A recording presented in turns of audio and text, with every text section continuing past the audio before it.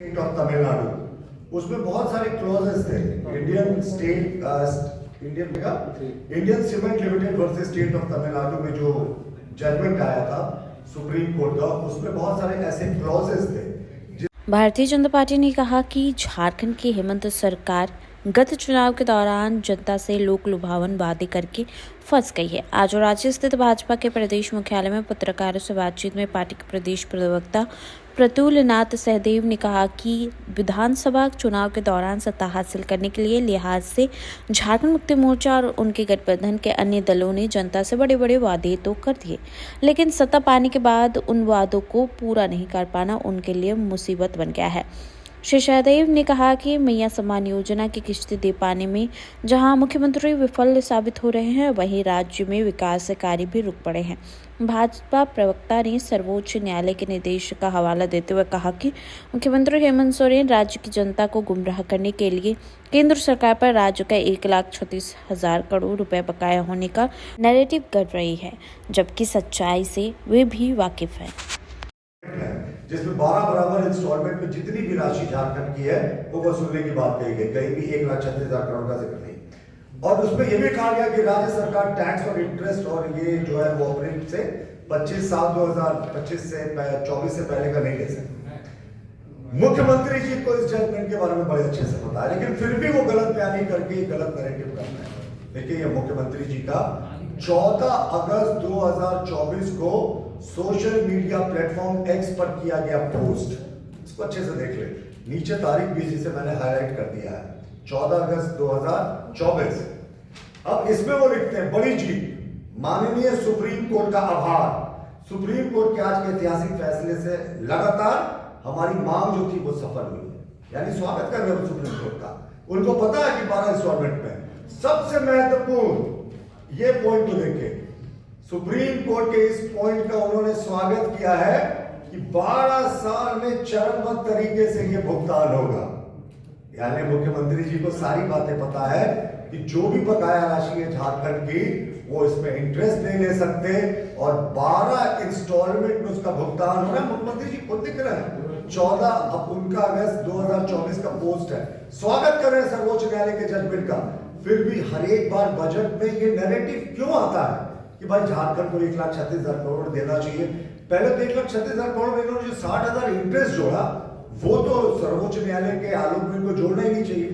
दरअसल मैं बताऊं, मुख्यमंत्री जी क्या हुआ है, बुरे तरीके से फंस गए हैं। सिर्फ मुख्यमंत्री जी नहीं, उनका पूरा फाइनेंशियल मैनेजमेंट जो है सरकार का, वो फंस गया है। इन्होंने चुनाव जीतने के लिए जो लोक लुभावन वायदे किए थे, उनको अगले 5 वर्षों में प्रोजेक्टेड है। एक फाइनेंशियल इंस्टीट्यूट ने प्रोजेक्ट किया कि राज्य को 2.5 लाख करोड़ की राशि चाहिए। अब आप मैया सम्मान योजना को देखिए, 2.5 लाख करोड़ राशि, और राज्य सरकार का पिछले वर्ष का 1 साल का बजट सिर्फ 1.25 लाख करोड़ का था। यानी जितने इनको वादे पूरे करने हैं 2.5 लाख करोड़ चाहिए, यानी 50,000 करोड़ रुपए इनको चाहिए प्रत्येक वर्ष के। ये लाने में सक्षम नहीं है, ये इनके इंटरनल रिसोर्सेज से आ ही नहीं सकता है। अब डेवलपमेंट कैसे होगा, पुल पुलिया कैसे बनेंगे, गांवों का विकास कैसे होगा, शहरी इंफ्रास्ट्रक्चर कैसे होगा, सब तो इसी पैसे में होना है। मुख्यमंत्री जी ने 2.5 लाख करोड़ की घोषणाएं कर दी, पूरा नहीं कर पा रहे। मैया सम्मान एक छोटा सा उदाहरण है, आप देख रहे हैं कितना उसमें फर्जीवाड़ा है। हमें कोई आपत्ति नहीं, साहब मैया को आप सम्मान दे, राशि दे, 2,500 क्या 5,000 देना है दे, हमें कोई आपत्ति नहीं। लेकिन आपने तो कहा था कि इसमें कोई क्राइटेरिया नहीं होगी। फर्जीवाड़ा काम भी विरोध करते हैं। अभी खबरें आ रही हैं कि एक 100 अकाउंट्स में, एक ही अकाउंट में 100 लोगों के बेनिफिट का पैसा गया, तो इसका तो विरोध करते हैं। लेकिन मुख्यमंत्री जी आपने डोमिसाइल सर्टिफिकेट जोड़ दिया, भूमिपुत्र होने का या झारखंड के मूल निवासी होने का आधार कार्ड से लिंक, और जो तमाम चीजें कर दी, ये तो पहले 4 इंस्टॉलमेंट में आपने नहीं किया। सुन रहे हैं कि 1,36,000 करोड़ अगर केंद्र से मिल जाए, जो झारखंड की बकाया राशि है, तो झारखंड का कायाकल्प हो जाएगा। ये माननीय मुख्यमंत्री हेमंत सोरेन जी, उनके कैबिनेट के कलीग्स, उनके जितने सहयोगी सत्ताधारी दल के गठबंधन के नेता हैं, वो समय समय पर इस 1,36,000 करोड़ के नैरेटिव को दोहराते रहे। और क्या कहते हैं साहब वो लोग कहते हैं कि भाई केंद्र ने इस बार भी बजट में 1,36,000 करोड़ का प्रावधान नहीं किया, ये झारखंड के साथ नाइंसाफी है। आज हम आपको सुप्रीम कोर्ट के जजमेंट जिसके आधार पर ये मुआवजे की राशि की बात चल रही है, हम उसको कोट करके ये सिद्ध करेंगे कि किस तरीके से माननीय मुख्यमंत्री जी, उनके मंत्री, उनके पार्टी के नेता गलत नैरेटिव बनाते हैं। सबसे पहले हम समझते हैं कि मुख्यमंत्री जी और उनके कैबिनेट के कलीग्स किस तरीके से जो 1,36,000 करोड़ की बात करते हैं, वो हवाई बात है। भाई झारखंड का जो भी वाजिब हक है उसको देने के लिए भारतीय जनता पार्टी झारखंड प्रदेश कृत संकल्पित है। हम सरकार के साथ कंधे से कंधा मिलाकर खड़े हैं। झारखंड का जो भी वाजिब हक होगा उसको जरूर मिलना चाहिए और मिलेगा।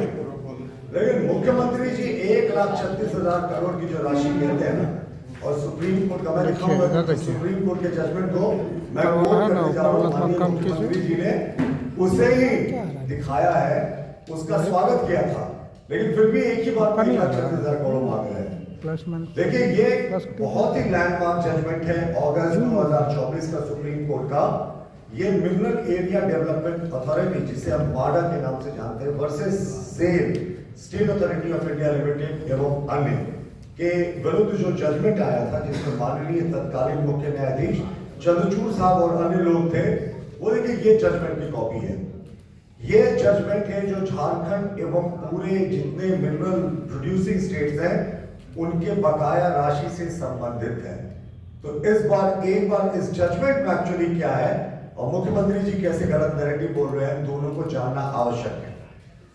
देखिए इस जजमेंट की शुरुआत ही में पहले अगर आप सुप्रीम कोर्ट को देखेंगे तो उन्होंने काफी सारे रेफरेंसेस दिए हैं।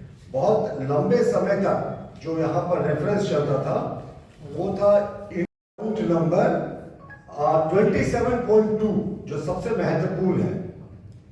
देखिए इसको इसमें लिखा है कि जो आपको पेमेंट मिलेगा रॉयल्टी के ऊपर या जो आपका ड्यूज है स्टेट का, वो 12 बराबर इंस्टॉलमेंट में 1 अप्रैल 2026 से मिलेगा।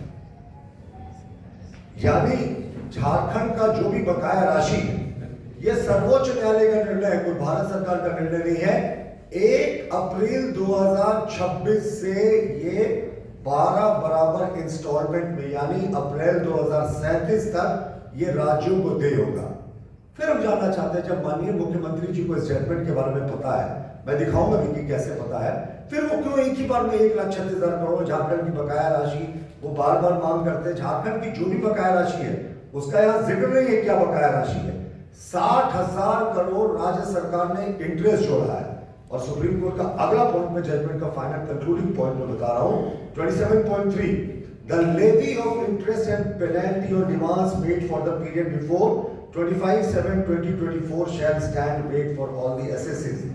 यानी जो 25/7/2024 के पहले का जो भी इंटरेस्ट राज्य सरकारों पर बनता है या जो भी पेनाल्टी लगाने का प्रावधान है वो नहीं ले सकती है सरकारें। अब सवाल ये आता है कि ये जजमेंट क्यों इतना महत्वपूर्ण है, और ऐसा नहीं कि माननीय मुख्यमंत्री जी को ये जजमेंट के बारे में पता नहीं, पर मैं इस जजमेंट का जो लास्ट 2 पॉइंट्स था उसका इंपॉर्टेंस आपको समझाता हूं। पहला तो ये कि 12 बराबर किश्तों में झारखंड को मान लीजिए 50,000 करोड़ की राशि मिली है, 40,000 करोड़ की राशि मिली है, जो भी राशि मिलनी है जो केंद्र और राज्य मिलकर फैसला करेंगे, तो वो 12 बराबर इंस्टॉलमेंट में 1 अप्रैल 2026 से 1 अप्रैल 2037 के बीच में दिया जाएगा। फिर भी लेकिन आप देखते हैं हर एक बार वो यही पूछते हैं, साहब केंद्रीय बजट में क्यों प्रावधान नहीं किया गया झारखंड के लिए 1,36,000 करोड़ का? इस बार के केंद्रीय बजट को पूछ रहे थे। अरे 1 अप्रैल 2026 से जिस चीज को सर्वोच्च न्यायालय ने देने के लिए कहा है वो तो जो 2026 और 27 का बजट होगा उसमें ना प्रावधान होगा। इसमें क्यों कर रहे हैं? ये अज्ञानता क्यों है? ये जानबूझकर 1,36,000 करोड़ का ये नैरेटिव क्यों बना रहे हैं, जबकि माडा वर्सेस सेल के केस में ये स्पष्ट है कि मुख्यमंत्री जी और उनके जितने कैबिनेट के कलीग से जितने पार्टी के नेता हैं वो एक फर्जी नैरेटिव बनाने की कोशिश कर रहे हैं। इसके पीछे का क्या लॉजिक है वो मैं ही बताऊंगा। देखिए तमिलनाडु, उसमें बहुत सारे क्लॉजेस थे। Indian cement limited versus state of Tamil Nadu में जो जजमेंट आया था सुप्रीम कोर्ट का, उसमें बहुत सारे ऐसे क्लॉजेस थे जिसमें शायद झारखंड को उतना फायदा नहीं होता। माडा वर्सेस सेल एवं अन्य में सुप्रीम कोर्ट ने इसके सारे प्रावधानों को पलट दिया। और इसमें जो लोग पार्टी नहीं भी थे, सुप्रीम कोर्ट ने स्पष्ट रूप से वर्णन किया कि जो जो राज्य इसमें पार्टी नहीं है उसको भी इस जजमेंट के आलोक में उनका हक मिलेगा। और ये साफ उन्होंने लिखा कि देखिए, इंडियन सीमेंट एक्ट, पार्लियामेंट ने सेस और अदर टैक्स के लिए मिनरल वैलिडेशन एक्ट 1992 को एस्टैब्लिश किया। अब ये इसका टेक्निकल पार्ट है। इसके टेक्निकल पार्ट में आपको जाने से बेहतर है कि इसका जजमेंट क्या आया था। मैं फिर से बताऊं, माडा versus steel authority of India limited आगे का ये जजमेंट है सुप्रीम कोर्ट का, अगस्त 2024 का। उसमें ये स्पष्ट रूप से सुप्रीम कोर्ट ने कहा था कि भाई जो राज्यों का मुआवजा है वो उनको मिलना चाहिए, लेकिन इसमें सुप्रीम कोर्ट ने कुछ कंडीशंस भी लेट आउट किए थे। ये सुप्रीम कोर्ट के कॉन्स्टिट्यूशन बेंच का फैसला है। इन्होंने कहा कि 3 डिकेड हो गए, 30 वर्ष हो गए इंडियन सीमेंट की जो जजमेंट आया था सुप्रीम कोर्ट का पहले, और इसमें बहुत सारा मैटर जो है अलग अलग राज्यों का वो फंसा हुआ है। और ये लार्जर बेंच में सुप्रीम कोर्ट का भेजा गया और state government has to waive the outstanding interest accrued on the principal due from the SSC। इसका सीधे शब्दों में अर्थ समझे, राज्य सरकार इंटरेस्ट क्लेम नहीं कर सकती है जो वो इंटरेस्ट जो जिससे वो असेसमेंट मांग रही है। ये सुप्रीम कोर्ट के जजमेंट का क्लॉज 24 पॉइंट में साफ लिखा है। This direction applies to all assesses regarding of whether they have approached the court or high court challenging the validity। Supreme court ने स्पष्ट रूप से लिखा कि ये जजमेंट उन सारे राज्यों और उन सारे पार्टियों पर भी लागू होगा जिन्होंने सर्वोच्च न्यायालय को अप्रोच किया है या नहीं किया है। इस केस यानी ये केस की वैलिडिटी पूरे देश में है। अब जो सबसे महत्वपूर्ण पॉइंट है वो